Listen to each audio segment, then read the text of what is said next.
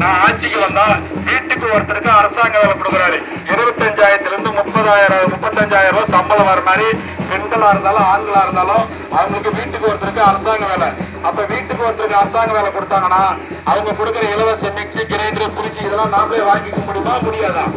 முடியும் தானே.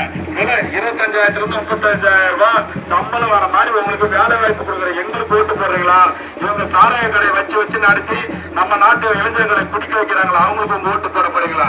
தமிழ்நாடு நம் நாடு போற்றிடவா, விடை ஒன்று பீரட்டட்டும்